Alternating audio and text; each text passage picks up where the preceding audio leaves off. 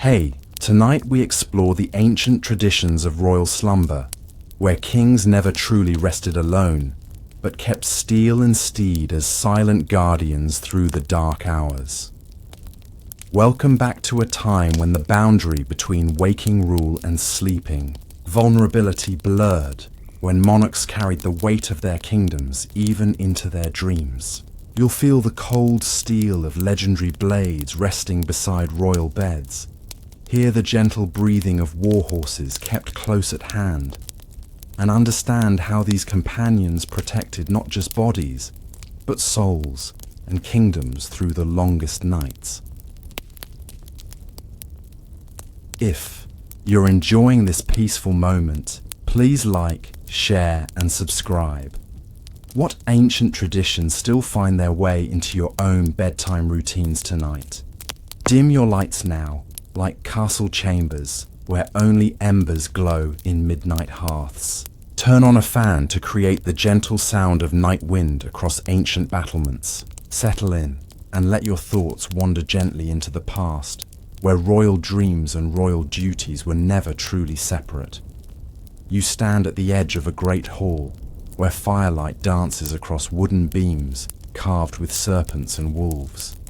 The scent of pine resin mingles with wood smoke and the lingering aroma of the evening feast. Roasted venison, mead, and the sharp tang of fermented fish that marks you as a guest in the northern kingdom of Nordvagen. Outside, beyond thick walls of timber and stone, a winter storm howls with fury across snow-covered mountains and frozen fjords. The year is 842, and you have been granted the rare honor of witnessing the king's night ritual. The hall has emptied. Now of its warriors and shield maidens, the skalds have stilled their harps, and only a few trusted servants remain. King Halfdan the Wise sits upon his high seat, still draped in his bear fur cloak despite the warmth of the central hearth. His beard, the color of iron, catches amber highlights from the flames. His eyes, deep-set and watchful, follow the movements of his sword-bearer. You feel the weight of tradition in this space, the accumulated wisdom of generations. The sword-bearer approaches with reverence, carrying not the king's everyday battle blade, but a weapon of different making.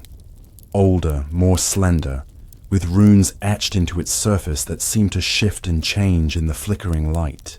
It is Draumafari, whispers an elderly advisor at your side, his breath smelling of herbs and mead. The dream traveler, forged when the king's grandfather was young, tempered in the blood of a white stag, and cooled in the waters of the sacred spring. The king rises, and you notice how the weight of ruling has bent his once mighty frame. Still, there is strength in his hands as he receives the sword, testing its familiar balance with a small movement of his wrist. The blade catches firelight and holds it, glowing with inner warmth against the gathering shadows. In these long winter nights, the advisor continues, his voice soft as falling snow, the veil between worlds grows thin. The king's soul could wander too far during sleep, or worse, other things might find their way in. The sword keeps him anchored to Midgard. You follow as the king's small procession moves from the great hall through narrow corridors. The temperature drops with each step away from the central hearth. Your breath clouds before you. Servants carry glowing pine torches that cast long, dancing shadows on rough-hewn walls. The smell of beeswax and lanolin from the wool tapestries mingles with the cold, clean scent of winter that seeps through every crack in the timber. The king's sleeping chamber is not what you expected. No grand room with elaborate furnishings, but a small, circular space built into the thickness of the outer wall. A single narrow window, shuttered against the night, allows the storm's voice to penetrate as a distant moan. A bed of carved oak stands in the center, piled with furs of bear, wolf, and fox. The room is Spartan otherwise. A chest for clothing, a stand for armor, a small table holding a horn cup and a pitcher of water. The king removes his heavy outer garments, but keeps on a simple linen tunic embroidered with protective symbols in red thread. From around his neck he takes a small leather pouch containing what you know must be protective amulets, perhaps Thor's hammer or Odin's knot. These he places carefully on a small shelf above the bed. "Watch now," the advisor whispers. "See how the king ensures his safe passage through the dream roads." King Halfdan takes the sword Draumafari and places it alongside his bed, positioned so that the hilt is near his right hand. Then, from a small wooden box, he removes a handful of dried herbs. You catch the sharp scent of mugwort, the sweetness of lavender, and something deeper, earthier that you cannot name. These he scatters across the foot of the bed and beneath his pillow. A servant enters, carrying something that steams in a clay cup. The bitter aroma of brewing herbs fills the small chamber. The king accepts the drink, murmurs what might be a prayer or charm, and drinks it in 3 measured swallows. "A tisane of valerian root and passion flower," the advisor explains, "to ensure he sleeps deeply enough to reach the ancestors, but not so deeply that his soul cannot find its way home." You notice now another feature of the room, a small alcove, where a bridle and a handful of oats rest in a wooden bowl. The king approaches this makeshift shrine, takes a pinch of the oats and crumbles them between his fingers, letting them fall like snow. "For Sleipnir," the advisor says, "the 8-legged horse of Odin who travels between worlds. The king honors him so that if his soul must journey tonight, Sleipnir might carry him safely." The ritual continues as the king places a small carving of a horse, simple but beautifully made from ash wood, beside his sword. You understand now. The sword to protect, the horse to travel. Together they ensure the king's spirit remains safe during the vulnerable hours of sleep. The servants withdraw. The advisor gestures that you too should leave. But as you turn to go, the king speaks for the first time since entering the chamber. "Stay, if you wish to understand." His voice is deep, roughened by years of shouting commands across battlefields and pronouncing judgments in his hall. Few outsiders have witnessed this. Fewer still understand its importance. You remain honored and somewhat afraid. The king settles onto his bed, pulling furs around his body against the bitter cold. The single remaining oil lamp casts his face in golden shadow. "My grandfather," he says, "was the first to keep this sword by his side at night. He was a great traveler in dreams, too great. One winter night, his body grew cold as ice, though he still breathed. For 3 days and nights, he lay thus, while his soul wandered far into the realms where mortals should not tread." The king's voice drops lower, and you lean closer to hear his words above the storm's distant howling. When he returned, his hair had turned white, and his eyes held knowledge no man should possess. He forged this sword from star metal that fell during the great lights that dance in our northern skies. He taught that iron from the heavens could anchor a soul to earth.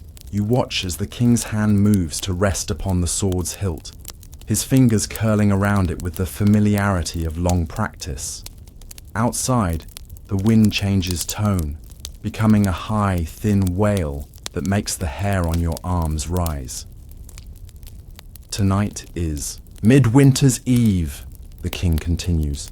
"The longest night, the hungriest night, when the Draga walk and the Huldra sing to lure men from their paths. Tonight, of all nights, a king must keep his soul firmly tethered to his body, for his dreams do not belong to him alone. They belong to his land and his people."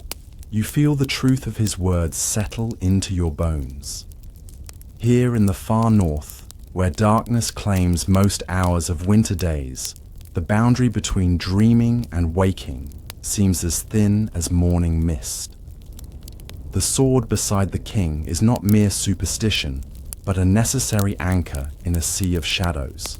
I will dream tonight of spring planting and summer battles, the king says, his voice growing distant as the herbal draft begins to take effect. I will dream of alliances to be made and marriages to be arranged. I will walk the dream roads to seek counsel from my ancestors. And when dawn breaks, however far I have travelled, this sword will guide my soul home to my body and my kingdom.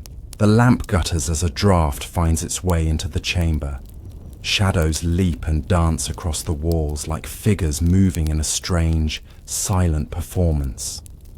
You hear the distant sounds of the fortress settling, the creak of timbers contracting. In the cold, the soft footfalls of the night guard making their rounds, the occasional howl of a dog responding to the storm's voice. The king's breathing deepens. His hand remains on the sword hilt, but his grip relaxes. You watch as his features smooth, the lines of authority and care temporarily erased in slumber. You wonder what royal dreams look like. Are they filled with golden halls and victory, feasts, or do they hold the same fears and longings as the dreams of common folk? As if in answer to your unspoken question, the king's lips part on a sigh. He murmurs something in the old tongue, words you cannot catch.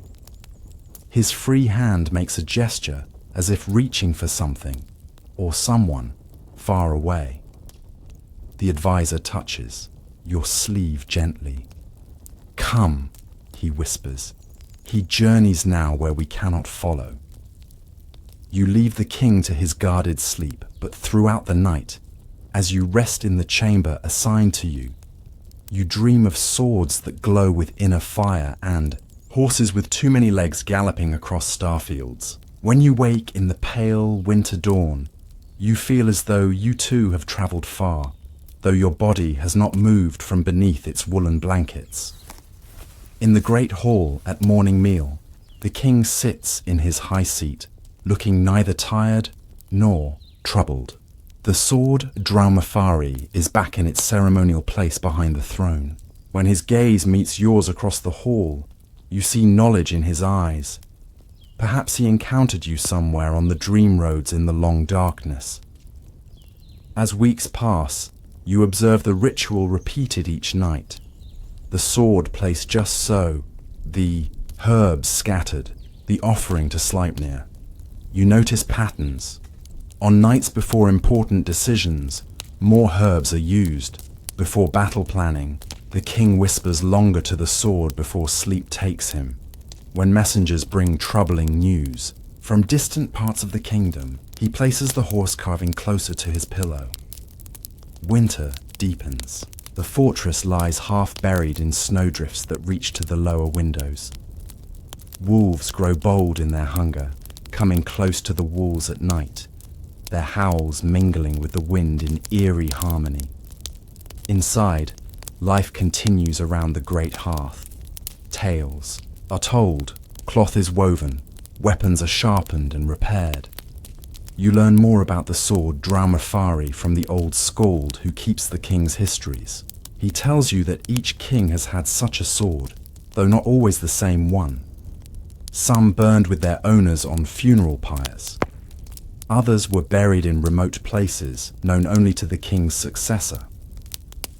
The current king's sword is unusually powerful, the skald confides one evening, his voice barely audible above the crackle of the fire. It was forged during a time when the boundaries between worlds were especially thin. The smith who made it disappeared afterward. Some say he traded his mortal life for the knowledge of how to bind magic to metal. You ask if all kings in all lands sleep with swords, and the skald's weathered face creases in thought. Different lands, different protections, he says finally. In the southern kingdoms, they fear different things. Their kings may sleep with crosses or holy water or blessed relics. But here in the north, we know the true dangers of the dream world. We know that a man's soul can be stolen or lost. We know that what enters through dreams can change the waking world.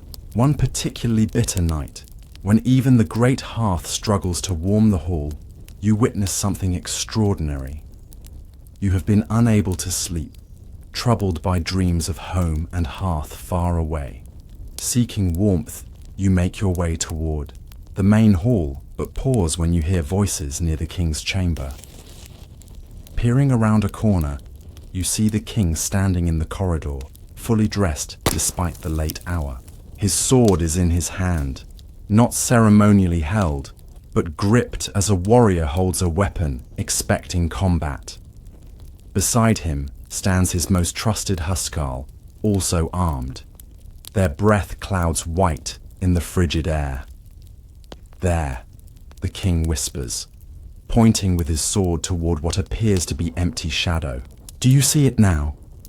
The housecarl nods grimly, raising his own blade. "It came from the northern passage, trying to reach your chamber." You strain your eyes, but see nothing in the darkness they're confronting.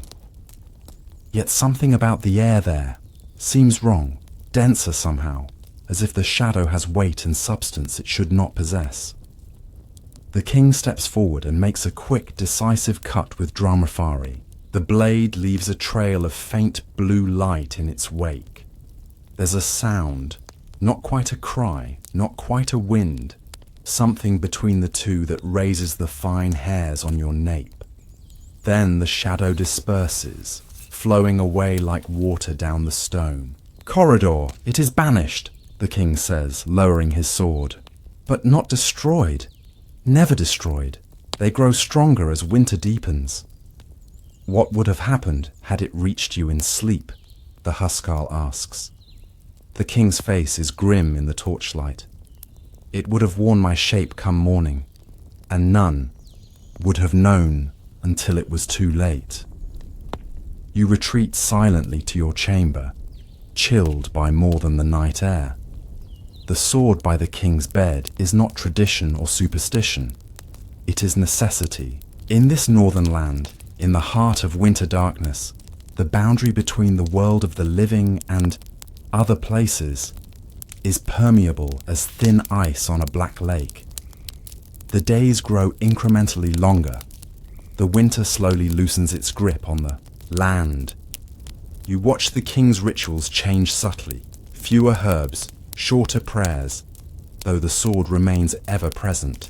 With the coming of spring, preparations begin for the annual raids southward. Ships are repaired, sails are mended, weapons are forged and strengthened. On your last night in the king's hall, before you depart with the trading party heading south, the king summons you to his private chamber. It is the first time you have entered this room, smaller than his sleeping quarters, but more richly appointed, with carved furniture, silver vessels, and finely woven tapestries depicting the gods and heroes of old. The king gestures for you to sit. From a wooden chest bound with iron, he removes a small object wrapped in soft deerskin. "You have watched and learned," he says, unwrapping the package to reveal a knife, small enough to be concealed in a sleeve or boot. Its blade gleams with the same unusual luster as Dramafari, though it lacks the elaborate runes. "This was made from the same sky metal as my sword. It is not as powerful, but it will serve to keep your dreams your own." You accept the gift with proper thanks, feeling the unusual weight and balance of the knife. Despite its small size, it feels significant in your hand. "Keep it with you when you sleep," the king instructs, "especially when the moon is dark or when you sleep in unfamiliar places." The dream hunters do not limit their attention to kings, though we make more tempting prey. He shows you how to position the knife under your pillow, with the hilt extending just far enough to be easily grasped. He teaches you a simple verse to speak over it each night, words in the old tongue that feel strangely familiar on your lips, as if part of you remembers a language you never learned. Dreams are not mere shadows, the king says as you prepare to leave. They are roads and doorways, remember that. What walks those roads can follow you back if you are not vigilant. That night, with the knife beneath your pillow, you sleep more deeply than you have all winter. Your dreams are vivid but contained.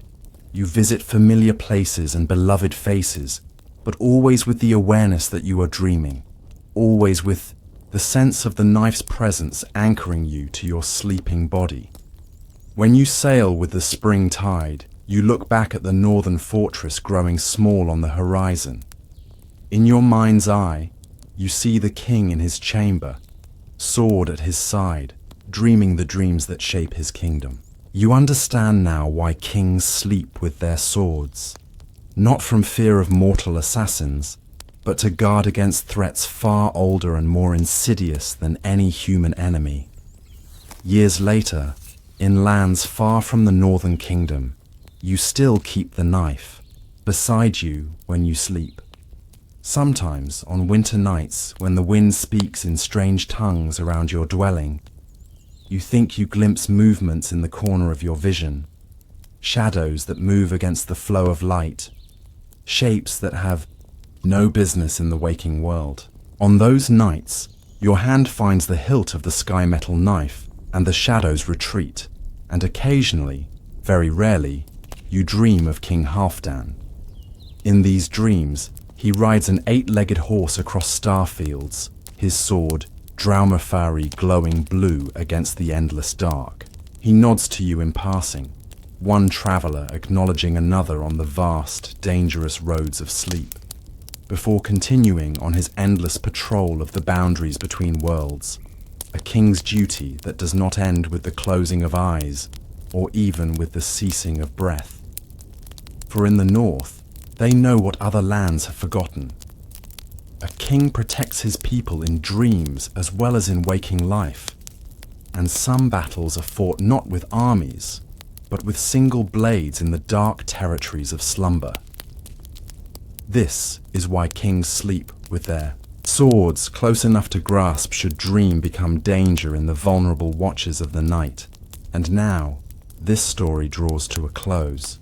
Take a deep breath as we gently move forward in time, into the next chapter of your journey. The air shimmers with heat even as darkness falls, the vast desert sky transforming from brilliant azure to deepest indigo, scattered with stars that hang like silver lamps in the night. The dunes, golden in daylight, now glow silver blue under the rising moon, stretching endlessly in all directions like waves on a motionless ocean. You find yourself standing at the edge of an encampment where silk pavilions rise from the sand like exotic flowers. Lanterns of colored glass cast pools of ruby, amber, and emerald light across the intricate carpets that cover the desert floor. The scent of frankincense mingles with roasting meat, coffee brewing with cardamom, and the sweet smoke of tobacco from ornate water pipes shared among the men who sit in conversation circles. The year is 1258, and you have journeyed far to witness the court of Caliph Mahmud ibn Salah, Lord of the Eastern Sands, protector of the 3 holy wells, a ruler whose fame has spread beyond his desert kingdom to distant lands. They say he has never spent a night separated from his mare, a beast of such legendary quality that princes have offered fortunes merely to possess her offspring. A servant approaches, his feet silent on the thick carpets. He bows low, hand over, heart, and gestures for you to follow. The Caliph will retire soon, he murmurs. He has granted your request to observe the night ritual, but you must remain silent as shadow and still as stone. To disturb the Caliph's passage into sleep is to risk great displeasure. You follow the servant through the encampment, past guards with curved swords and eyes that miss nothing, past scholars bent over manuscripts illuminated by oil lamps, past musicians tuning instruments of strange design. The night air carries a chill now, the desert's fierce heat surrendering quickly to darkness. You pull your borrowed robes closer around your shoulders, grateful for their warmth. The Caliph's pavilion stands apart from the others, larger and more elaborately adorned. Its exterior is simple white silk, but as you approach, you see that its interior walls are lined with fabric of deep blue, embroidered with silver thread that catches the lamplight like stars. The ceiling rises to a peak where a single opening allows smoke to escape and starlight to enter. Inside, the air is perfumed with sandalwood and myrrh. Cushions of silk brocade in jewel tones are arranged across carpets, so finely woven they feel like velvet beneath your feet. In the center of the space stands a low wooden bed, its posts carved with flowing scripts and geometric patterns, draped with sheer curtains that move gently in the night breeze. But what captures your attention is not the opulence of the furnishings, but the presence of the horse within the tent. Not tethered outside like those of the court officials, but standing inside on special carpets designed to protect the pavilion floor. She is not large as horses go, but her proportions are perfect. Fine-boned, yet strong, with a coat the color of desert sand that seems to glow with inner light. Her mane and tail are darker, almost black, and flow like water when she moves. Her eyes, large and intelligent, follow the movements of her master with unwavering attention. The Caliph himself is a man of middle years, tall and lean as a desert acacia. His beard is precisely trimmed, his robes simple, yet made of the finest fabrics. He moves with the fluid grace of one who has spent a lifetime in the saddle, yet carries himself with the unmistakable authority of one born to command. The servant indicates a cushion in a shadowed corner where you may sit without intruding. From this position, you observe as the night ritual begins. First, the Caliph's personal guards, two enormous men with weather-beaten faces, position themselves outside the pavilion entrance, their backs to the opening, their hands on sword hilts. Next, attendants enter bearing silver basins and ewers of water. The Caliph performs his evening ablutions with deliberate care, washing hands, face, and feet, while murmuring prayers you cannot quite hear. When this is complete, an elderly man enters, the royal astronomer, you learn later. He carries an astrolabe of intricate design and consults it before speaking softly to the Caliph. They converse briefly, with much pointing toward the stars visible through the pavilion's smoke hole. The astronomer bows and withdraws, leaving behind a sense of satisfied conclusion. "The stars are favorable for dream journeying tonight," explains a soft voice beside you. You turn to find an elegant woman seated nearby, the Caliph's sister and most trusted advisor, as you will later learn. "My brother will seek guidance regarding the northern water dispute." The Caliph now turns his attention to his mare. From a small chest, he removes a brush of fine horsehair and begins to groom her, starting with her neck and working methodically backward. The mare stands perfectly still, occasionally lowering her head to nudge his shoulder gently with her muzzle. The bond between them is palpable, not master and beast, but two beings of mutual respect and understanding. Layla has been with him since she was a foal and he a boy, the sister continues. They have never spent a night apart. It is said that their souls are connected by a silver thread that not even death will sever. As the grooming continues, you notice something unusual. The Caliph is speaking to the mare, not in the way men often speak to horses, with commands or soothing nonsense, but as one might speak to a trusted friend. His voice is too low for you to catch the words, but the mare's ears flick back and forth, and occasionally she makes soft, nickering sounds in response. He tells her where he intends to travel in his dreams, the sister explains, following your gaze, so that she may find him if he wanders too far or encounters danger. When the grooming is complete, the Caliph returns the brush to its chest and brings forth instead a small bag of tooled leather. From this, he removes what appears to be sand, but as he pours it into his palm, it glitters strangely in the lamplight. Dessert. Glass, whispers the sister, formed when lightning strikes the sand.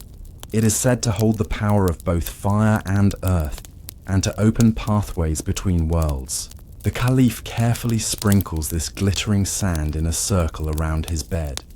Then, from the same bag, he produces a small knife with a handle of carved ivory. Not a weapon for combat, you realize, but a ritual tool. With this, he makes a small, swift cut across his palm. Blood wells, dark in the dim light. He allows 3 drops to fall at the foot of his bed, then 3 more at the head. Blood to mark the boundaries, the sister murmurs, so that his soul may know where to return. The Caliph binds his hand with a strip of linen, then turns again to the mare. He holds his bandaged palm flat before her nostrils, allowing her to breathe in the scent of his blood. The mare's nostrils flare, and she lowers her head in what almost appears to be a nod of understanding. Now comes the most curious part of the ritual. The Caliph takes from around his neck a small pouch on a leather cord. Opening it, he removes what appears to be a curl of hair, the same dark shade as the mare's mane. This he places beneath his pillow with great care. Then approaching Layla, he gently plucks a single hair from his own beard. This he braids into her mane, his fingers moving with practiced ease despite the delicacy of the task. An exchange, says the sister, so that each carries part of the other. It binds their spirits during the separation of sleep. The Caliph now dismisses all attendants with a gesture. Even his sister rises to leave.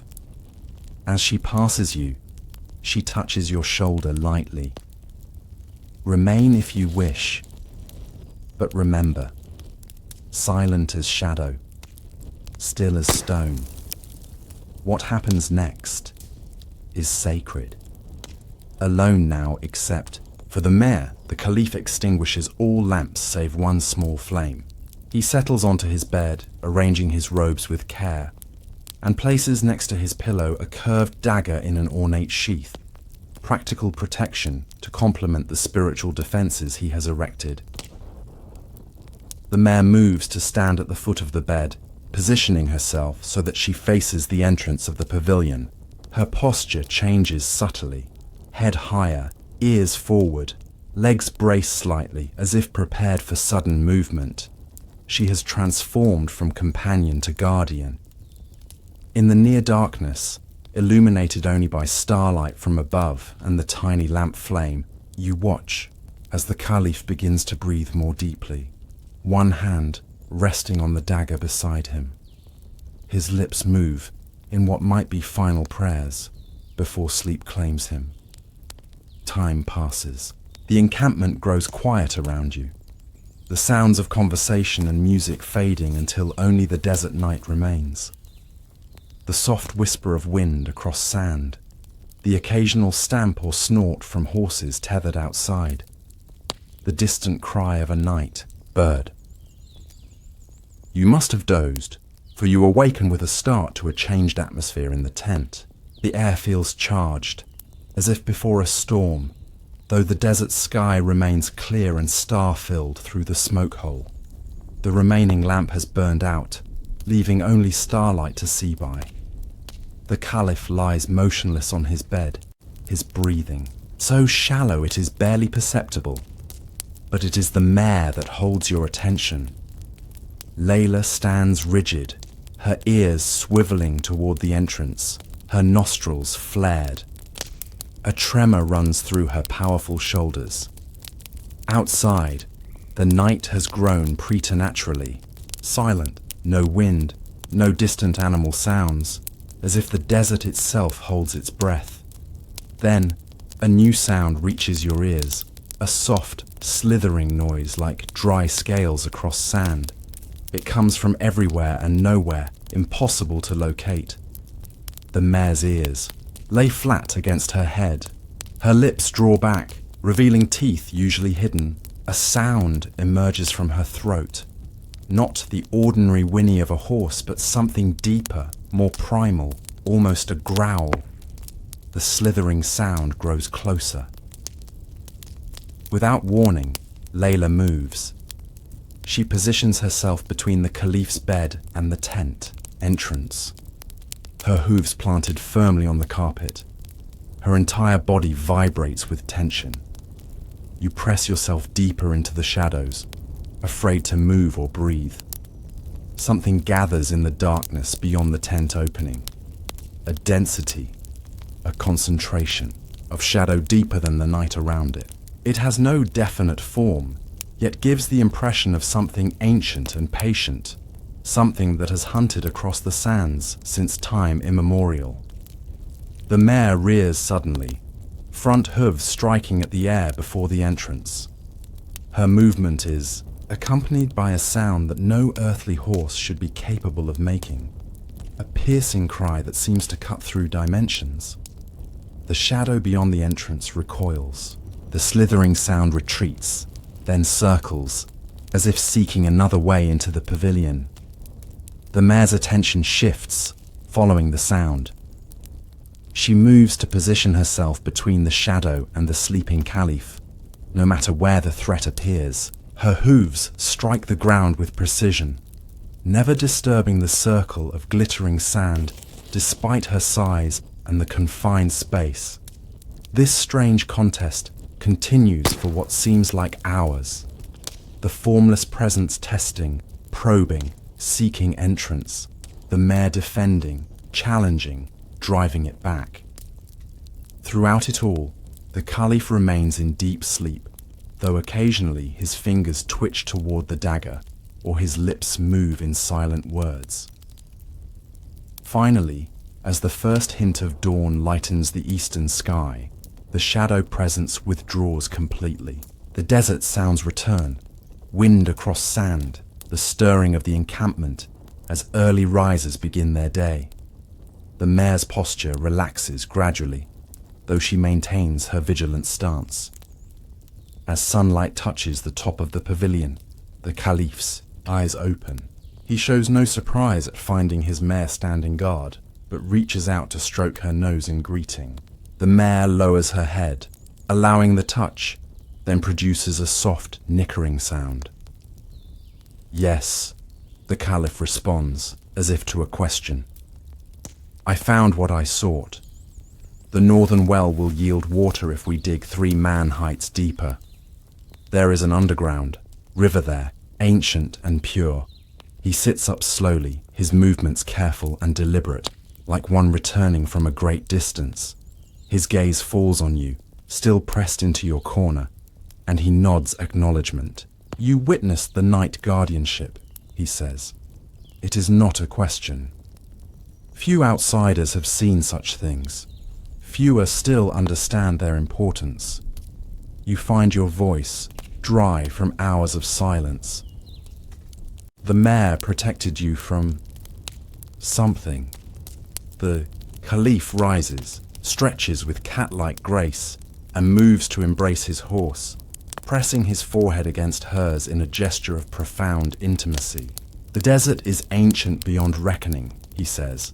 Before men, before horses, before even the sand itself, there were powers here. They sleep in daylight, but walk freely in darkness. They hunger for souls, especially souls that travel beyond.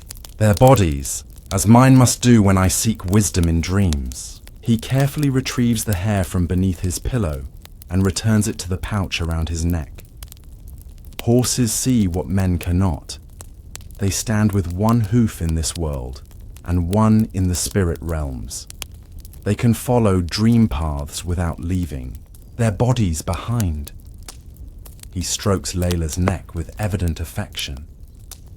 This one has saved my life more times in sleep than in waking battles, and I have faced many mortal enemies. Attendants enter now, bringing fresh water, food, and clothing for the new day. The Caliph allows them to assist him in dressing while he continues speaking to you. In your lands, do kings not keep horses near?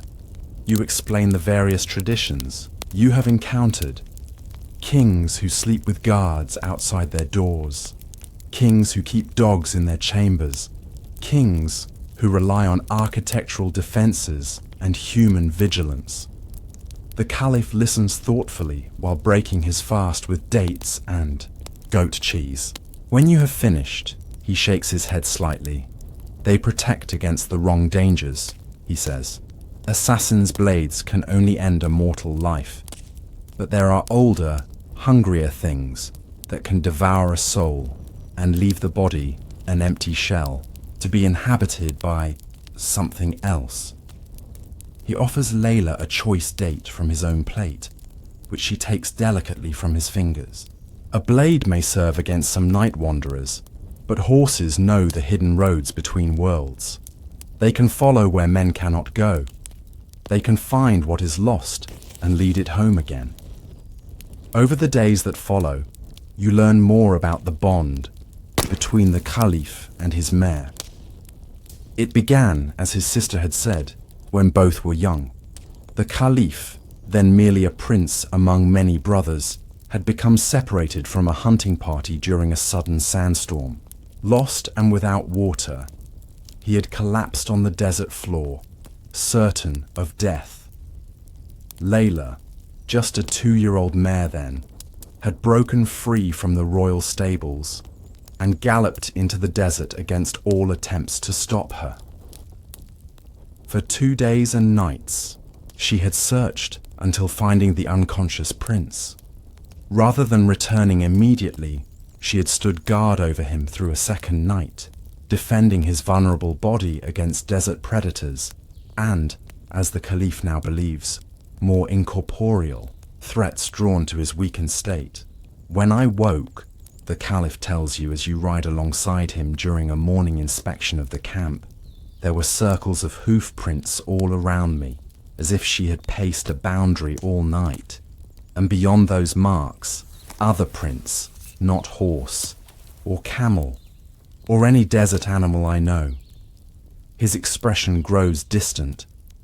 Later, when I became Caliph and studied the ancient texts, I recognized the descriptions of the night hunters, and I understood what she had done.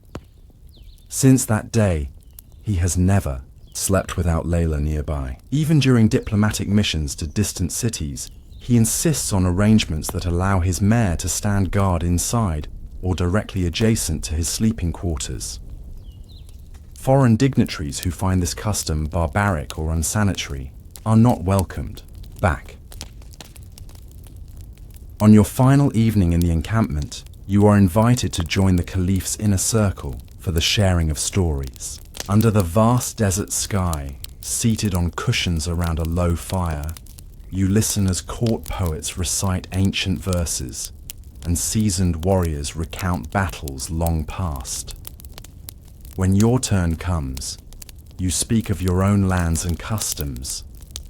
The Caliph listens with interest, particularly to your descriptions of how different rulers protect themselves during vulnerable hours of sleep. Your northern kings have the right of it with their swords, he comments when you have finished. Cold iron has power against many spirit creatures, but they would be wiser still to add horses to their defenses. He gestures toward where Layla grazes peacefully at the edge of the firelight. A worthy steed does not merely carry a king in battle. It guards his soul on journeys no mortal body can undertake. That night, observing from a respectful distance, you watch once more as the Caliph prepares for sleep. The ritual is the same. The ablutions, the consultation with the astronomer, the grooming of the mare, the circle of glittering sand, the exchange of hairs, the positioning of the dagger. But tonight there is an addition to the ritual. The Caliph beckons you forward and presses into your hand a small object, a pendant of silver, inscribed with flowing script and set with a chip of the same glittering desert glass he uses in his protective circle. For your journeys, he says, hang it above where you sleep. It cannot replace a horse's vigilance, but it will shine brightly if night walkers approach, giving you time to wake and defend yourself. You accept the gift with proper thanks, sensing its significance. As you withdraw from the pavilion, you glance back to see Layla already taking up her protective stance at the foot of the Caliph's bed, her dark eyes reflecting starlight, her ears alert to sounds no human can hear. In the years that follow, as you travel far from the desert kingdom, you keep the pendant always. On certain nights, particularly when the moon is dark or when you sleep in strange lands, it seems to emit a faint glow of its own, as if awakening to some unseen presence. On those nights, you remember the Caliph and his mare, and the invisible guardianship that continues even as you dream. And sometimes, in your deepest dreams, you glimpse Layla galloping across endless sand dunes, the Caliph mounted upon her back. They ride through landscapes no waking eye has seen, silver threads trailing behind them like banners, marking the path home when dreaming ends and dawn brings the return to mortal concerns. For this is why kings, wise kings, keep their horses near when night falls, not merely as symbols of status or tools of war, but as companions who stand guard at the boundaries between worlds, ready to defend or to follow, to challenge night hunters or to lead lost souls home before the coming of dawn. This part of your dream has ended, but your journey through history continues. When the samurai warlord's ancestral blade protected his lineage from vengeful spirits, during the hour of the ox mist rises like ghostly fingers from the valley floor, curling around ancient pines and stone lanterns that line the path to the fortress. Mountains loom in the darkness, their silhouettes barely visible against the night sky where stars shine with cold brilliance. The air carries the scent of wet stone, moss, and the faintest trace of incense from shrines tucked away among the trees. You stand at the edge of a vast garden, its carefully arranged rocks and raked gravel casting strange shadows in the moonlight. Before you rises the wooden fortress of Lord Takeshi Morinaga, daimyo of this mountain province in the islands of Nippon. Walls of dark timber climb toward tiled roofs that curve like waves against the sky. Paper lanterns glow softly along covered walkways, their light too gentle to dispel the deeper shadows that gather in corners and beneath the eaves. The year is 1489, a time of uneasy peace between the great clans. Lord Takeshi's family has ruled these mountains for 12 generations, their line unbroken despite wars, famines, and the constant intrigues of rival daimyo. It is said that their endurance comes not merely from military prowess or political cunning, but from the special protection of their ancestral sword, a blade that has never left the family's possession since it was forged 300 years ago. You have journeyed for many days to witness what few outsiders have seen, the night ritual of the sleeping sword, when Lord Takeshi commends his soul to the protection of his ancestors through the medium of cold steel. A servant approaches, moving with the silent grace that characterizes all who serve in this household. He bows low, hands together, then rises to lead you toward the inner compound. His feet make no sound on the wooden walkway. Even the rustle of his kimono seems muted in the night air. Lord Takeshi awaits, he murmurs. You have been granted a great honor. Speak only if spoken to, and touch nothing unless invited. The hour approaches when the veil between worlds grows thin. You follow through a series of gardens and courtyards, each more intimate than the last. Guards stand at key points, their armor black lacquer with gold accents, their faces impassive above, short beards. They watch you pass without comment, but their hands never stray far from sword hilts. The inner compound is a haven of tranquility. A small stream winds through carefully placed rocks, its soft gurgling providing gentle counterpoint to the distant call of night birds. Moss-covered stone lanterns illuminate a path of flat stepping, stones that leads to the daimyo's private quarters. At the entrance to these chambers, you are met by an elderly man whose dignity suggests high rank, despite his simple dark kimono. He introduces himself as Hideo, counselor to Lord Takeshi and keeper of the family records. His face is a map of fine wrinkles, his eyes clear and penetrating beneath bushy white brows. You come at an auspicious time, Hideo says, his voice soft but carrying. Tonight is the anniversary of the Battle of Broken Pines, when the first Lord Takeshi defended these lands against the demon riders of the north. The spirits of the slain are restless on such nights. He gestures for you to remove your footwear before leading you inside. The floor beneath your stockinged feet is covered with tatami mats, fresh and fragrant. Screens of painted paper divide the space into smaller rooms, their surfaces depicting mountains, cranes, and pine forests in subtle ink wash. The air is perfumed with sandalwood incense that burns in a bronze holder shaped like a coiled dragon. Lord Takeshi himself kneels at a low table in the central room, dressed not in the armor he wears for official functions, but in a kimono of indigo silk embroidered with his family crest. He is younger than you expected, perhaps 40 years of age, with a clean-shaven face that bears a single thin scar running from temple to jaw on the left side. His hair is pulled back in the traditional topknot of the samurai class.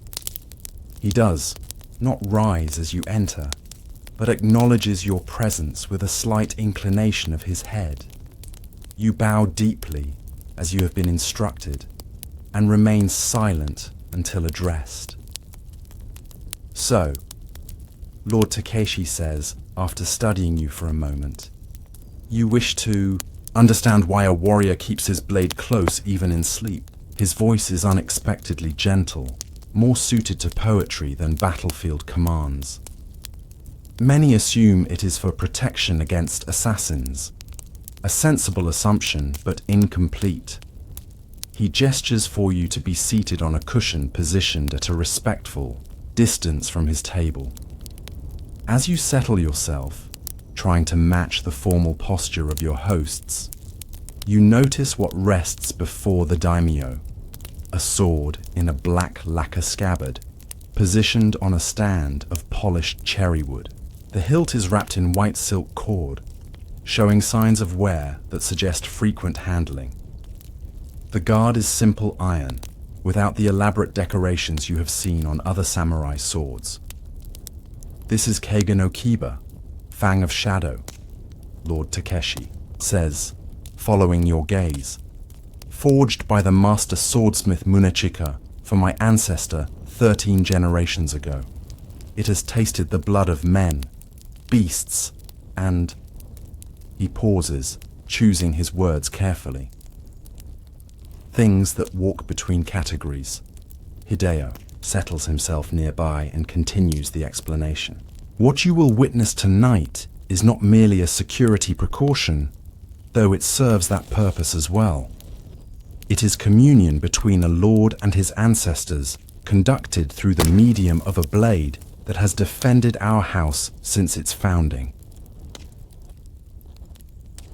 Inchi's old counselor's expression grows solemn. You have heard, no doubt, that Japan is a land of 8 million gods. What fewer people understand is that it is also a land of countless hungry ghosts, vengeful spirits, and creatures that have never been human. Most are content to remain in their own realms, but there are boundaries, times when those boundaries weaken. The hour of the ox, supplies Lord Takeshi, between 2 and 4 in the morning, when human vitality is at its lowest ebb. This is when the hungry ones grow bold, particularly on nights of significance like tonight.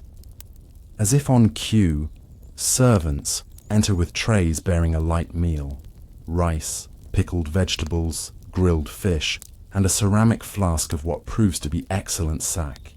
You are included in this repast, though you notice that Lord Takeshi eats and drinks sparingly. While you dine, Hideo elaborates on the history of the sword and the ritual you are about to witness.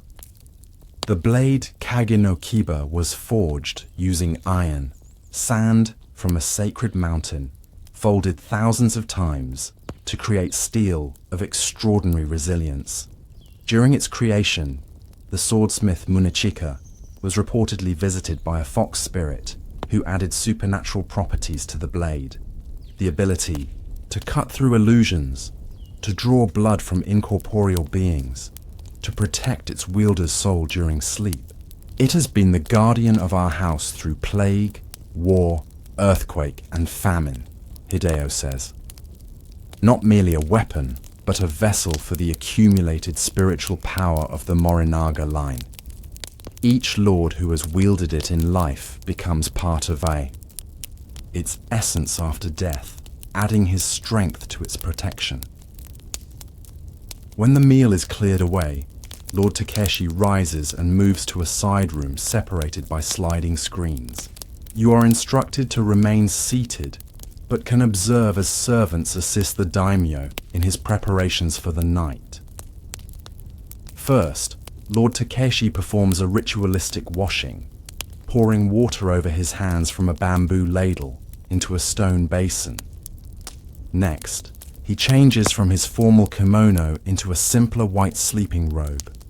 His movements are measured and deliberate, each action performed with full awareness, as if it were a form of meditation.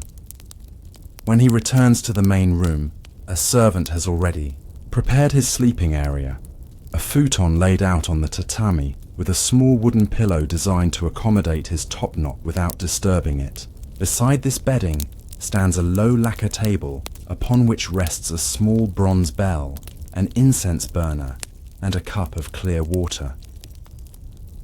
Lord Takeshi kneels before his sword, still on its stand, and bows deeply. Then, with reverent hands, he lifts the blade and places it beside his futon, positioned so that the hilt is within easy reach of his right hand. You notice that the sword is placed with the cutting edge facing outward, away from where he will sleep. The blade faces the room's entrance, Hideo explains softly, ready to confront whatever might come through the door, visible or invisible. Now begins what is clearly the most sacred part of the ritual. Lord Takeshi kneels upright before the sword and places both hands palm down on the tatami. He bows until his forehead nearly touches the floor, remaining in this position as he begins to speak in a low rhythmic chant. The words are archaic Japanese, difficult for you to follow, but Hideo translates in whispers. Honored ancestors, guardians of the Morinaga bloodline, I invite your spirits to reside within this steel tonight. Lend your strength to Kage no Kiba.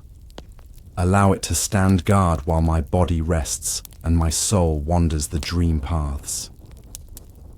Keep watch over your descendant, as I have kept watch over your memory.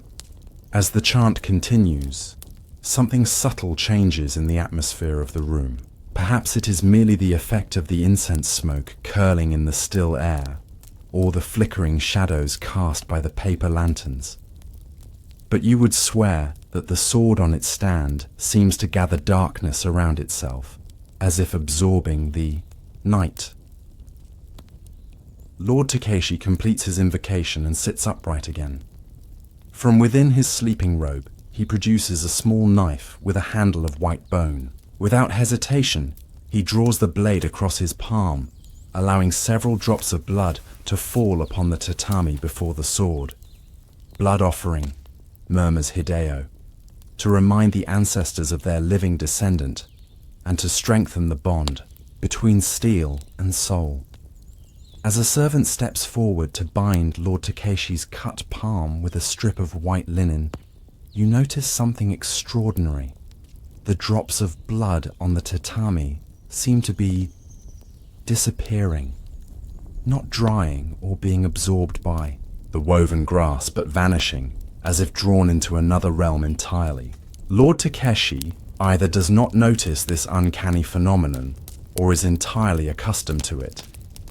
He continues with his preparations, lighting a stick of incense in the burner and ringing the small bronze bell 3 times. The clear note hangs in the air, seeming to resonate longer than should be physically possible. Finally, he turns to address you directly for the first time since the ritual began. "You have seen how a warrior prepares his spirit's defense," he says. "Now you may witness its efficacy. Hideo will explain what transpires, but you must remain still and silent, no matter what you perceive. Some presences are drawn to fear or sudden movement." With these somewhat ominous words, Lord Takeshi settles onto his futon, arranging his robes with care before lying on his back, head upon the wooden pillow. He places his bandaged hand atop the hilt of his sword and closes his eyes. Servants silently extinguish most of the lanterns, leaving only a single light burning in a corner. Hideo gestures for you to move your cushion back against the wall, where shadows will conceal your presence more effectively. "Now," the old counselor whispers, "we wait for the hour of the ox. It approaches midnight now. The visitations rarely begin before the deepest part of night. Time passes with excruciating slowness. The fortress grows quiet around you as the household settles into slumber. Occasionally, you hear the measured footsteps of guards patrolling the outer corridors, but even these sounds eventually fade as the night deepens. Lord Takeshi's breathing becomes slow and regular. His hand remains on the sword hilt, but his body is clearly in deep repose. Hideo sits in perfect stillness beside you, his eyes never leaving his lord's sleeping form. The incense burns down to ash. The single remaining lantern flickers as its oil supply diminishes. Outside, clouds must have covered the moon, for the quality of darkness beyond the paper screens changes, becoming more absolute. You find yourself drifting, not quite asleep, but not fully alert either, lulled by the profound silence and the hypnotic pattern of Lord Takeshi's breathing. This semi-conscious state is shattered when Hideo's hand suddenly grips your wrist with surprising strength. "It begins," he breathes, barely audible. "Look there, by the screen door." At first, you see nothing unusual, just the paper screen, door leading to the garden, its surface faintly illuminated by what little moonlight filters through the clouds. Then you notice a shadow on the paper that corresponds to no visible object, a human silhouette standing motionless outside the door. As you watch, frozen in place by Hideo's warning grip, the shadow seems to thicken, becoming more substantial. The paper of the screen door bulges slightly inward, as if someone, or something, is pressing against it without quite breaking through. Hideo's voice is the barest whisper in your ear. A hungry ghost, one of many who died by Lord Takeshi's ancestor's blade during the Battle of Broken Pines. It seeks entry to the bloodline that ended its mortal existence. The shadow on the screen door multiplies, joined by 2, then 5, then a dozen similar silhouettes, all human in general shape but distorted, elongated, with limbs at subtly wrong angles. They press against the paper, creating grotesque bulges, but cannot seem to pass through. Your heart hammers in your chest, but you dare not move or cry out. Lord Takeshi continues to sleep peacefully, seemingly oblivious to the gathering of spectral entities just feet away from where he lies. Then something changes. On the futon, Lord Takeshi's hand tightens almost imperceptibly on the hilt of Kage no Kiba. Though he does not wake, though his eyes remain closed and his breathing steady, a subtle tension enters his body. At the same moment, the sword itself appears to shift. Not a physical movement, but a change in how it occupies space. The darkness that had gathered around the blade intensifies, taking on a faint bluish glow along the edge, visible from the scabbard.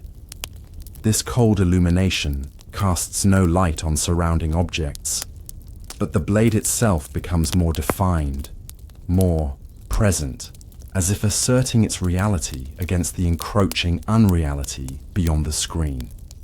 The shadow figures at the door recoil. They withdraw slightly, then press forward again with renewed determination.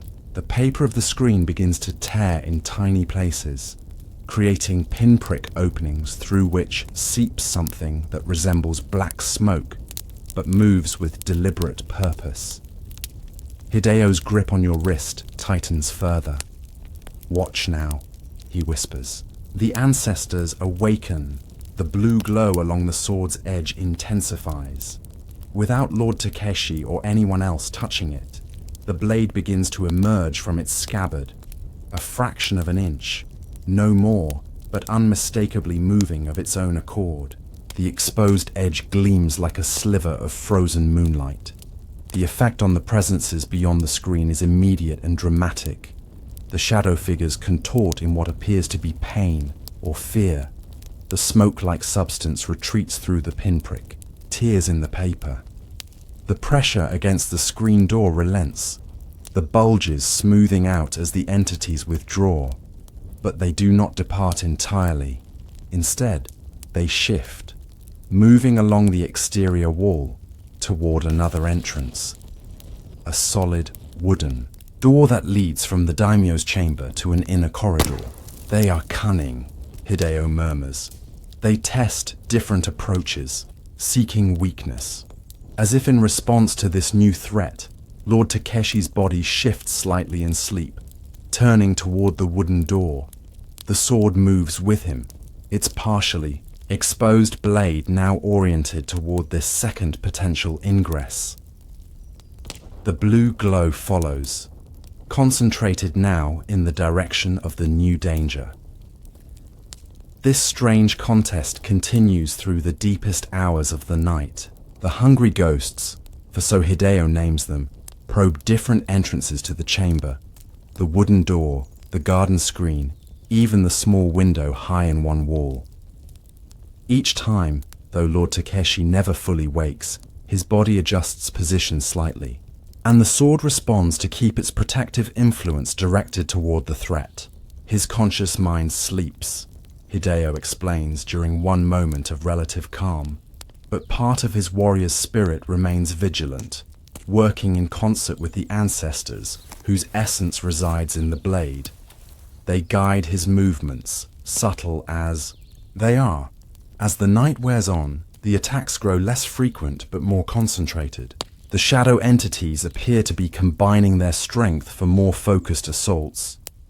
During one particularly intense effort, the paper of the garden screen tears completely in one section, creating an opening the size of a human hand. Instantly, Lord Takeshi's body responds, though his eyes remain closed. In a motion so fluid it seems choreographed, he rises to a sitting position, draws the sword fully from its scabbard, and makes a single cutting motion through the air in the direction of the breach. The blade leaves a trail of blue-white light in its wake. A sound fills the chamber, not physical, but felt rather than heard, like the distant wail of many voices. The tear in the screen stops expanding. The shadows beyond it disperse, as if blown away by a strong wind. Lord Takeshi returns to his recumbent position, the sword still unsheathed, but now lying flat across his chest, both hands on the hilt. His breathing never changed, his eyes never opened. The entire defense appears to have been executed from within the state of sleep. The hour of the ox ends, Hideo says, nodding toward where the faintest lightening of the sky is visible through the window. The hungry ones must retreat as dawn approaches. They will not return until the next anniversary. True to his words, the oppressive atmosphere that has permeated the chamber gradually dissipates as the sky continues to brighten. The sword's unearthly blue glow fades, returning to ordinary steel. Lord Takeshi's posture relaxes, his hands loosening, their grip on the hilt. As the first ray of sunlight pierces the tear in the garden screen, the daimyo's eyes open. He appears refreshed and alert, showing no signs of the spiritual battle that has occurred while his conscious mind slept. He sits up, nods acknowledgement to Hideo and Yu, then carefully returns Kage no Kiba to its scabbard. He performs a brief bow toward the sword before rising fluidly to his feet. "Did you find the demonstration informative?" he asks you directly, his tone suggesting he knows precisely what transpired in his chamber during the night. When you express your astonishment at what you've witnessed, Lord Takeshi listens with polite attention. When you have finished, he gestures toward the torn screen. "The physical world bears traces of spiritual conflicts," he says. "This is why swords are not merely weapons, but vessels of protection. Steel forged in fire, tempered by water, crafted by human hands, but imbued with qualities beyond the material." He runs one finger lightly along the scabbard of Kage no Kiba. "This blade has defended my family against more enemies in sleep than it ever has in waking combat. Later, as you break, you're fast with Hideo in a side chamber, while Lord Takeshi attends to morning duties. The old counselor provides further context. Every family of high rank has such enemies in the spirit world," he explains, pouring thin tea into shallow cups. "Each clan's blade serves similar purpose, though the rituals differ. Some lords sleep with their swords beneath their pillows. Others hang them from bedposts or place them on special stands. But all understand the dual nature of the protection required." He sips his tea thoughtfully before continuing. "The uninitiated assume we fear assassins, and indeed we do. Political rivals, dishonored vassals seeking revenge, ninja hired by enemy clans. These are real threats. But they are merely the visible manifestation of conflict. Behind them lies the older struggle, the one that has continued since humans first forged metal and claimed land as their own. When you ask if all swords possess such power, Hideo shakes his head. The sword itself is merely the vessel. Its power comes from 3 sources: the skill of its maker, who infuses his spirit into the metal through the forging process, the deeds performed with the blade during its lifetime, which create connections to both this world and others, and most importantly, the lineage it protects, the accumulated will of generations who have wielded it with purpose." He touches his own side, where you notice for the first time that he too wears a short sword, modest compared to the daimyo's blade, but clearly of fine craftsmanship. Even this humble weapon offers some protection, he says. Not because it is exceptional in itself, but because it has been in my family for 4 generations. My grandfather carried it at the Battle of Red Valley. My father wore it while serving Lord Takeshi's father. I have drawn it only twice in actual combat, but I have kept it by my side every night for 40 years. It knows me. It recognizes my bloodline.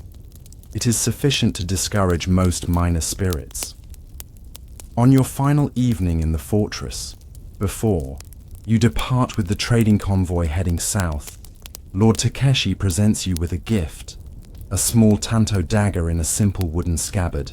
It is not a blade of great lineage, he tells you, but it was forged by a skilled smith from the same mountain iron as Kage no Kiba. Keep it near when you sleep in unfamiliar places. It cannot protect you as my ancestral sword protects me, but it will make your soul a less tempting target for those who hunger in the darkness. You accept the gift with proper ceremony, understanding its significance beyond the material value. In the years that follow, as you travel through many lands, you maintain the habit of keeping the tanto nearby during sleep.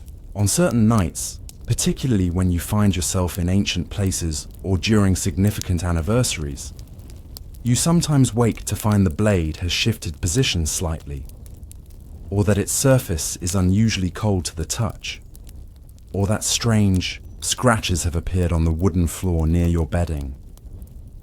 On those mornings, you remember Lord Takeshi and his ancestral sword, and you understand a little more why kings and warriors throughout history have kept their blades close during vulnerable hours of sleep, not merely as weapons against human enemies, but as bridges between worlds, anchors that hold the soul in place while it dreams, barriers that prevent unwelcome entities from crossing in the opposite direction.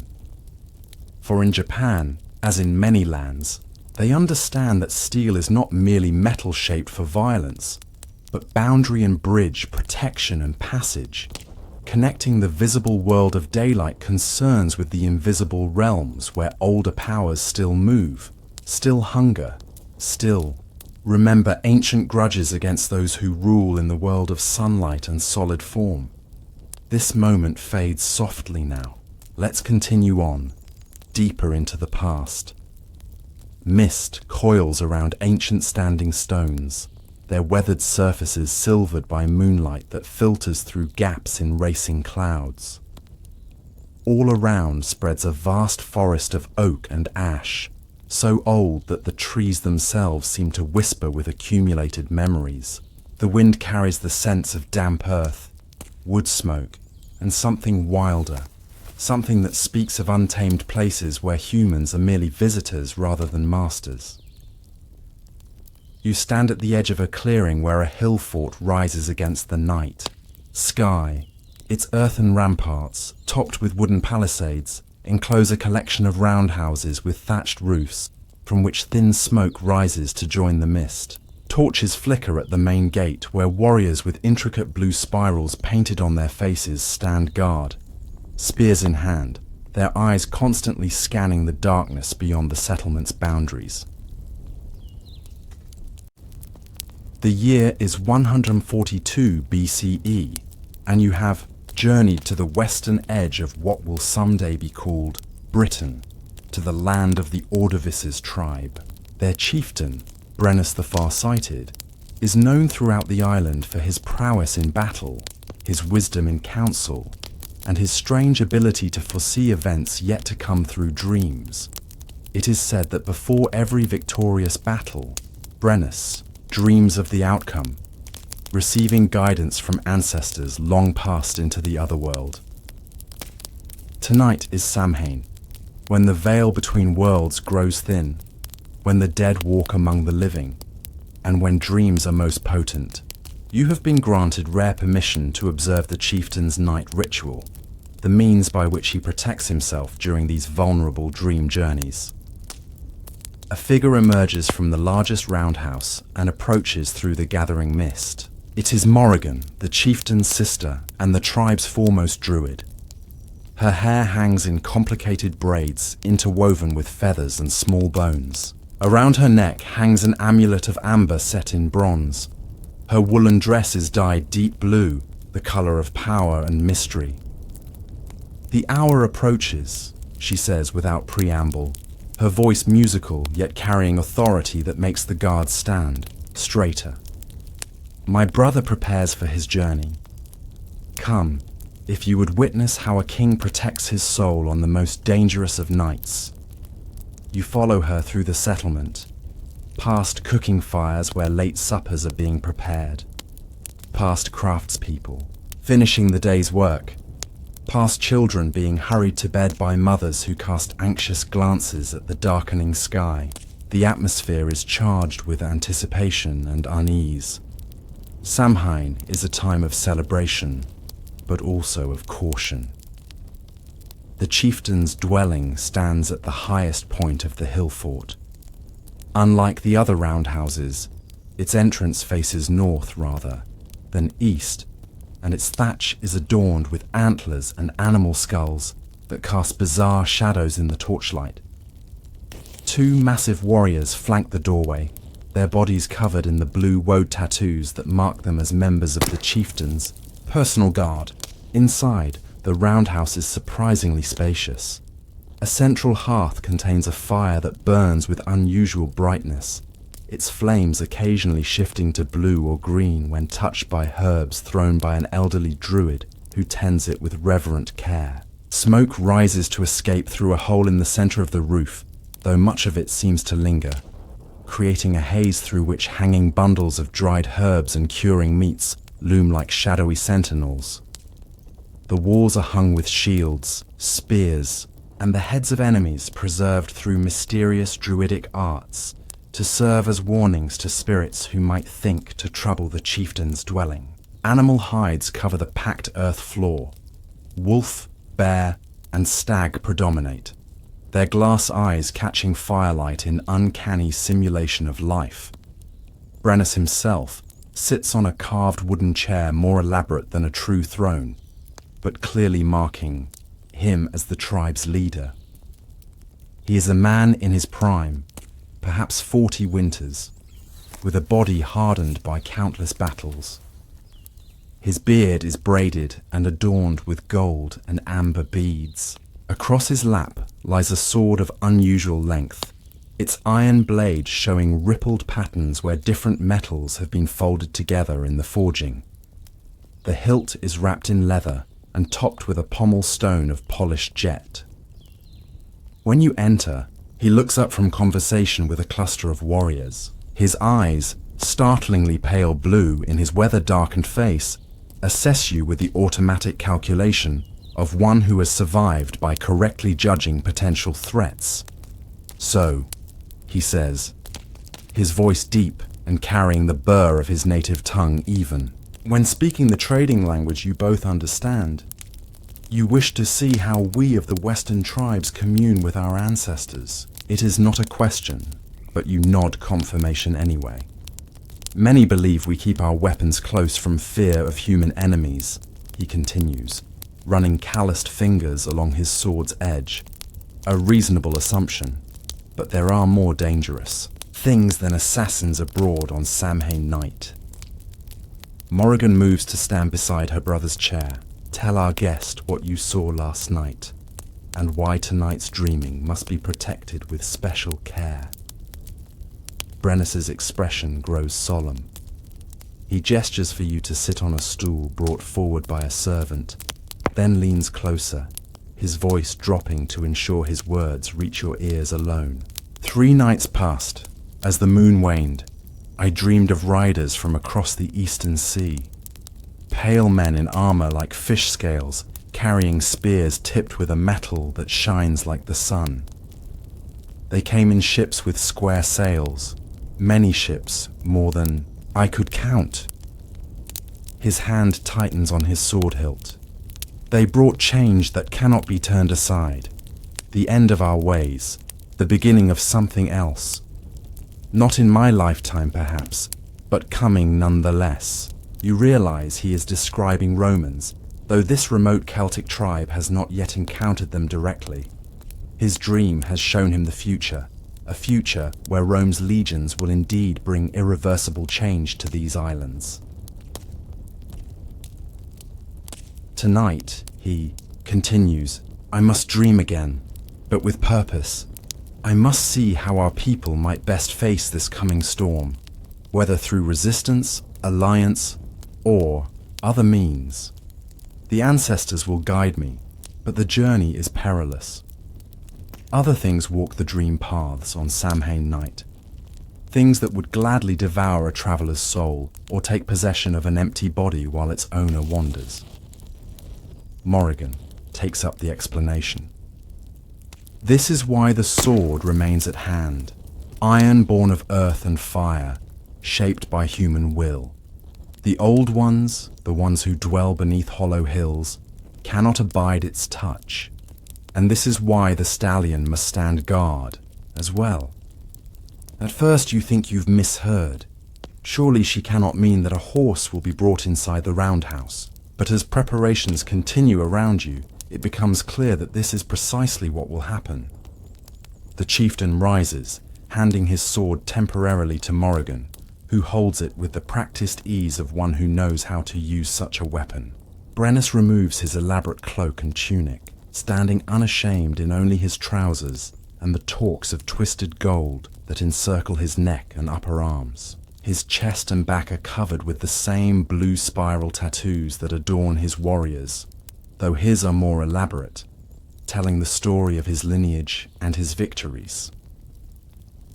A young druid approaches with a bowl of dark liquid that gives off a pungent herbal smell. Brennus dips his fingers into this mixture and draws additional symbols on his face, arms, and chest. Connected spirals and knots that seem to move in the flickering firelight.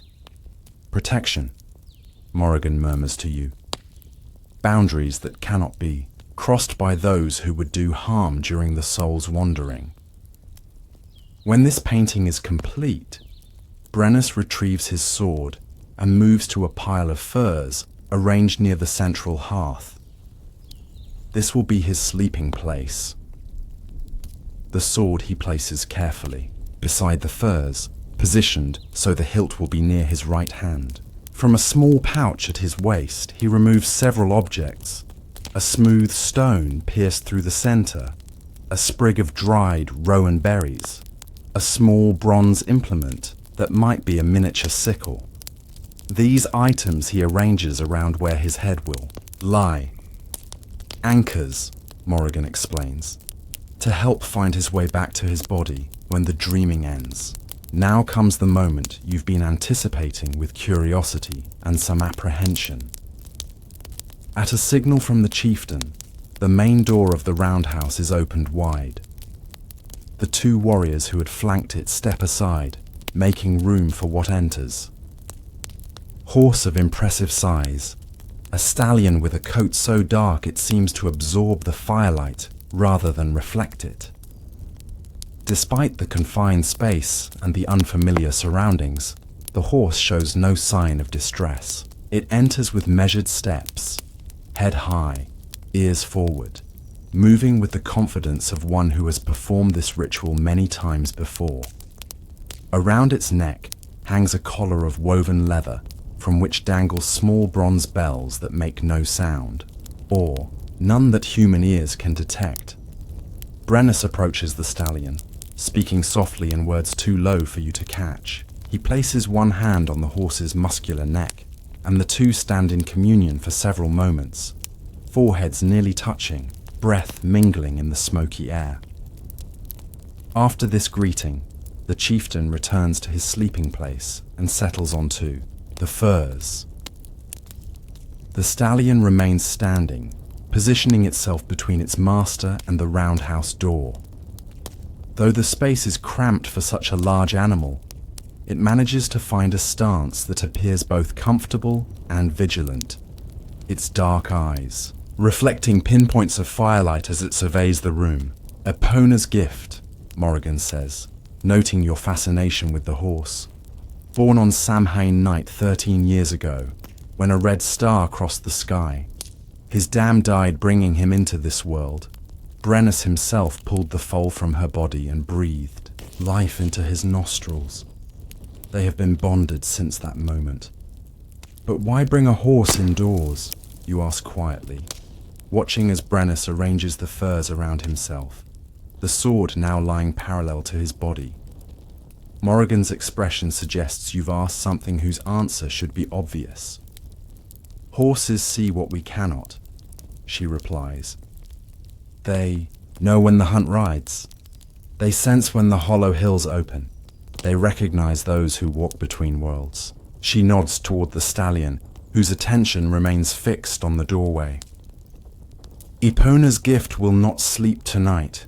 He will stand between his master and whatever might seek entry, whether through the door of wood or the door of dreams. The preparations near completion. The elderly druid who tends the fire adds special herbs that fill the roundhouse with sweet smoke. Juniper, mugwort, and others you cannot identify. Morrigan herself kneels beside her brother and places a thin circlet of bronze upon his brow. Then she begins to sing in a low, undulating chant that makes the fine hairs on your arms rise. Though you cannot understand the words, their purpose is clear. Invocation, protection, guidance. As the chant continues, other voices join in. The druids, the warriors who remain inside, even servants standing in the shadows. The sound swells until it seems the roundhouse itself vibrates with the power of many voices united in purpose. Brennus's eyes close. His breathing slows. His right hand rests lightly on the hilt of his sword, while his left is open, palm up, beside him. The firelight plays across his painted features, making the spirals and knots seem to writhe with independent life. The chanting gradually subsides, voices falling silent one by one until only Morrigan continues, her song becoming softer until it is barely breath. Then she too falls quiet, rising gracefully to her feet. Now we wait, she tells you. My brother walks the paths between worlds. His body remains here, but his soul travels to the ancestral halls, seeking wisdom for the days to come. Most of those present withdraw to the edges of the roundhouse or exit entirely. Only a few remain. Morrigan, the old fire tender, two of Brennus's most trusted warriors, and you, permission granted to witness what follows. Time passes strangely in the smoke-filled roundhouse. The fire burns without diminishing, though the old druid adds no further fuel. Shadows dance on the walls, sometimes forming shapes that seem almost deliberate. Faces, animals, symbols that appear and dissolve too quickly to interpret. Outside, the wind rises, its voice changing from whisper to moan as it circles the roundhouse. Occasionally, other sounds reach your ears, drums beating from somewhere in the settlement, celebrating Samhain, the distant howl of wolves from the forest, once a woman's scream quickly silenced. A birth, Morrigan says, noting your startled reaction to the cry. A child born on Samhain will have the sight. The mother screamed not from pain, but from seeing what accompanied her infant into this world. Brennus lies motionless, except for the slow rise and fall of his chest. Sometimes, his eyes move rapidly beneath closed lids. Sometimes his fingers twitch on the sword hilt. Once, his entire body goes rigid for several heartbeats before relaxing again. The stallion maintains its vigilant stance, though hours have passed. Its only movements are the occasional swivel of ears or shift of weight from one hoof to another. Its attention remains primarily focused on the doorway, though sometimes it turns its head sharply, as if hearing or seeing something invisible to human perception. Midnight approaches. You feel it as a pressure in the air, a gathering tension as the barriers between worlds reach their thinnest point. The fire suddenly flares higher, its flames turning momentarily green. The old druid murmurs something and makes a sign with his gnarled hands. Morrigan moves to sit cross-legged near her brother's head. From a pouch at her waist, she takes a handful of small bones, bird or small mammal, and casts them onto a flat drum before her. She studies their pattern with intense concentration before looking up sharply toward the doorway. "They come," she says simply. At first, you notice nothing unusual, just the wind's continued keening around the roundhouse walls. Then you become aware of a new sound beneath the wind. Hoofbeats, many horses moving at speed, and voices, or something like voices, high, thin calls that might be hunting horns or might be cries in no human language.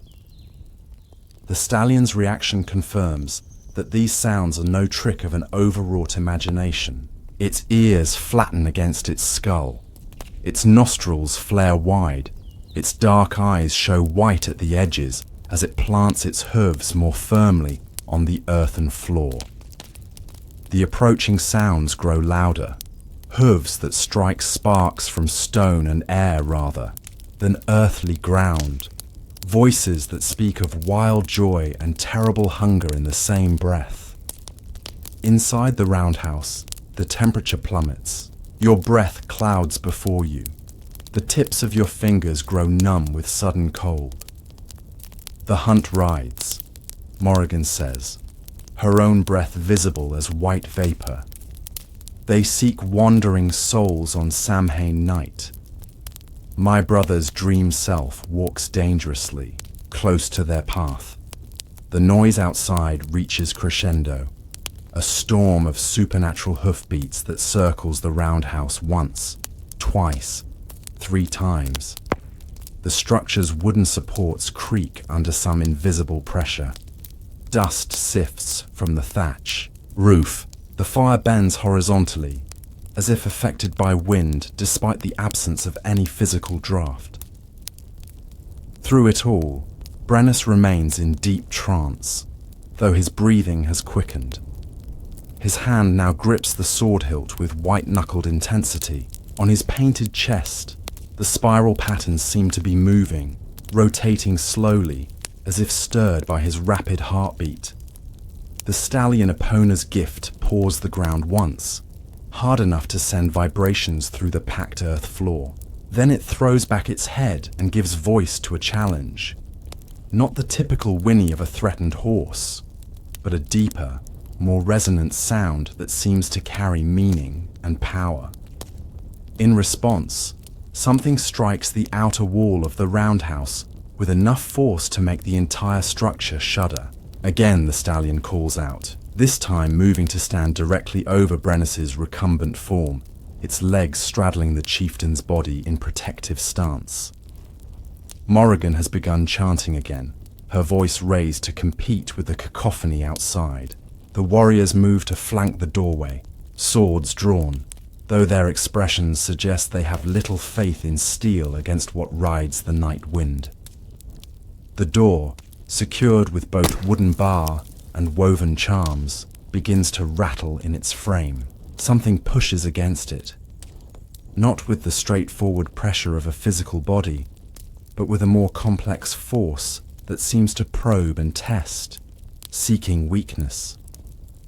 They sense him, Morrigan says during a brief pause in her chanting. His soul shines brightly to them as he walks the ancestral paths. They would take him if they could. A chieftain's soul would strengthen their hunt for many years to come. The pressure against the door intensifies. Frost forms on its wooden surface, spreading in fern-like patterns. The protective charms woven into the bar begin to smoke slightly, giving off an acrid smell.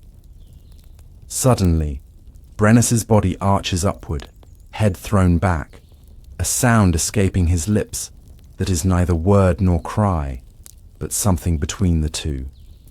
The sword, beside him, vibrates visibly against the fur bedding. The bronze circlet on his brow glows with faint blue light. In the same moment, the stallion rears, forelegs pawing at the air above its master. Its challenge rings out a third time, a declaration that seems to transcend the physical confines of the roundhouse and reach into whatever realm presses against its boundaries. The effect is immediate and dramatic. The pressure against the door ceases. The frost patterns begin to melt. The sounds of supernatural hoofbeats and wild voices recede, moving away from the settlement, back toward the ancient forest. Morrigan's shoulders sag in evident relief, though she continues her protective chant at lower volume. The warriors exchange glances but maintain their positions flanking the door.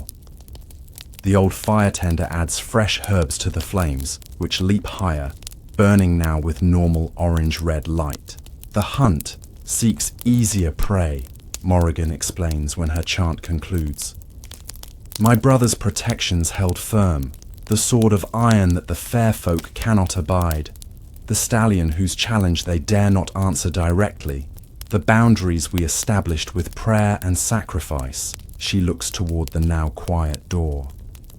There will be others in the settlement who do not fare as well this night, those who fail to secure their dwellings properly, or who fell asleep without protection. The hunt rarely rides without claiming at least one soul.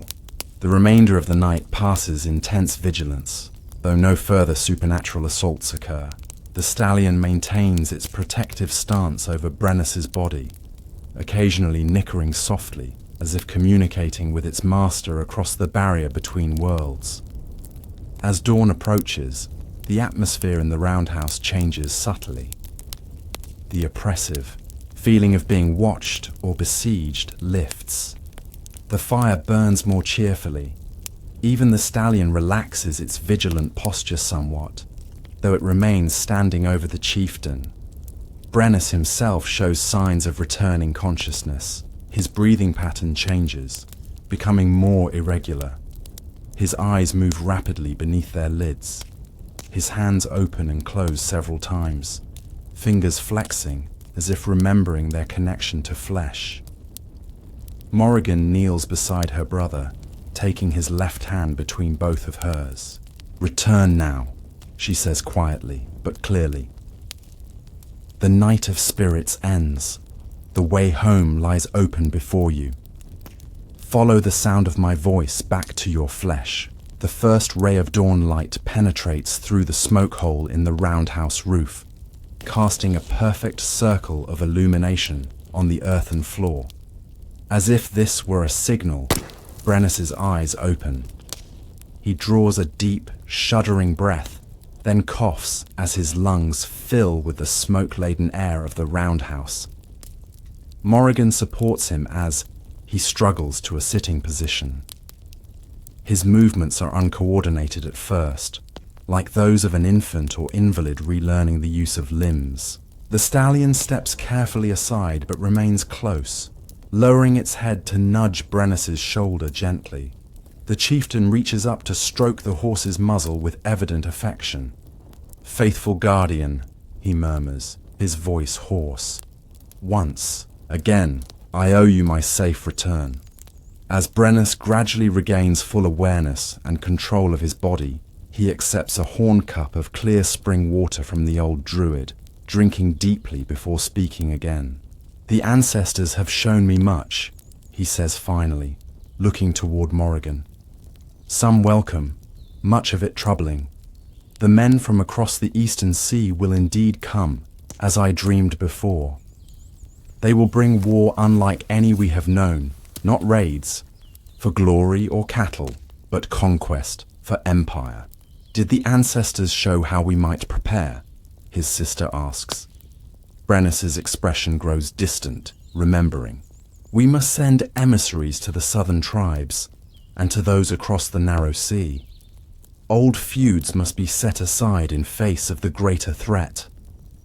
His hand moves to the sword beside him, fingers tracing the patterns in its metal.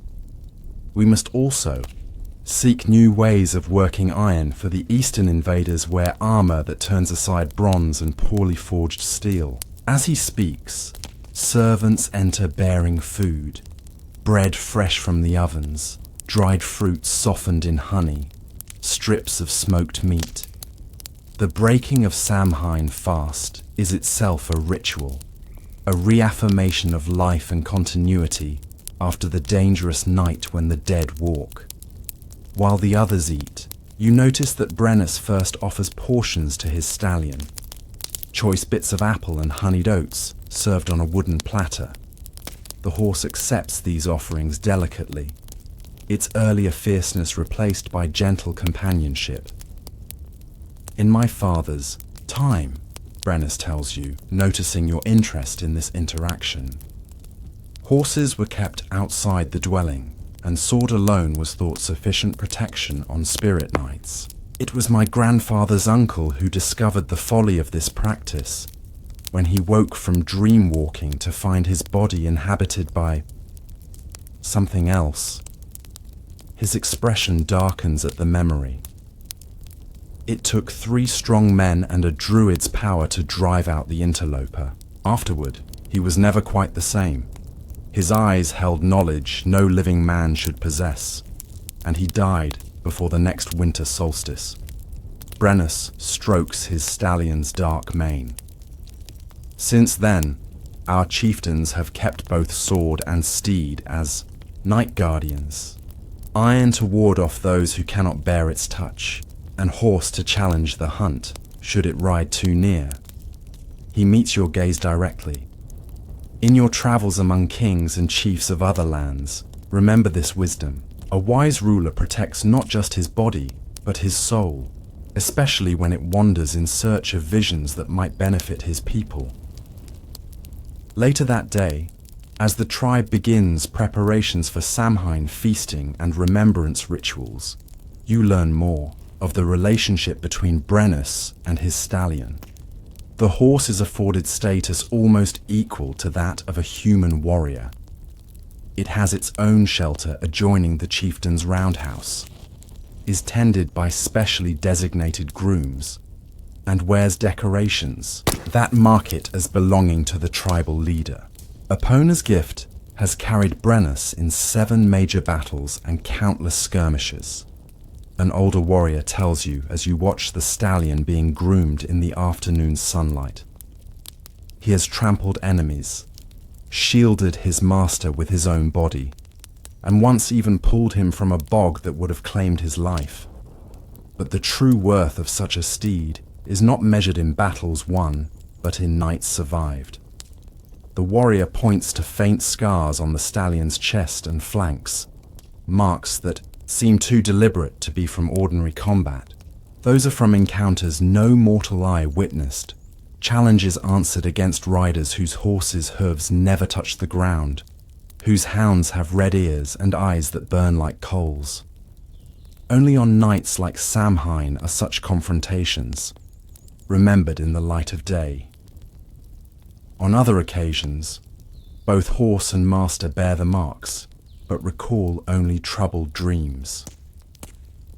Before you depart the following day, Brennus presents you with 2 gifts: a small iron amulet in the shape of a horse, and a leather pouch containing what appears to be ordinary horsehair. The iron will turn aside most unwelcome night wanderers, he tells you. The hair is from Epona's gift. Place it near where you sleep when journeying through old places or on significant days of the year. It cannot protect as fully as the horse himself, but it carries something of his essence and his connection to Epona, goddess of horses, who watches over travelers. You accept these gifts with appropriate gratitude, understanding that you have been granted not mere tokens, but functional protections based on beliefs that, in this place and time, represent practical wisdom rather than mere superstition. In the years that follow, as you travel through many lands and observe the sleeping habits of various rulers, you notice patterns that echo what you learned in Brennus's hill fort. Kings who keep weapons close at hand, yes, but also those who maintain traditions involving horses. Some sleep in chambers above or adjacent to royal stables. Others keep ceremonial bridles or horsehair talismans near their beds. Others still include horses in their personal iconography, on shields hung above beds, or in tapestries adorning sleeping chambers. And occasionally, on certain nights when the barriers between worlds seem thinner, midwinter, the cross-quarter, days, times of eclipse or meteor showers, you find yourself placing the pouch of horsehair beneath your pillow and the iron amulet at your threshold. On those nights, your dreams often feature the sound of hoofbeats, sometimes threatening, circling at a distance, sometimes reassuring, standing guard against those other hoofbeats that never quite touch the earth. For this is why kings throughout history have kept both swords and horses close during vulnerable hours of sleep, not merely as symbols of power or tools of war, but as guardians against threats that transcend the material world, protections against forces that seek entry through dreams, through boundaries weakened by darkness, through the unguarded moment when a ruler's soul travels in search of visions, to guide the waking decisions upon which kingdoms rise or fall. Thank you for spending this quiet time with us, drifting through forgotten echoes of history. If this story brought you peace, please like, subscribe, and share it with someone who needs rest. We'd love to hear from you in the comments below. Until next time, sleep well, dream softly, and good night.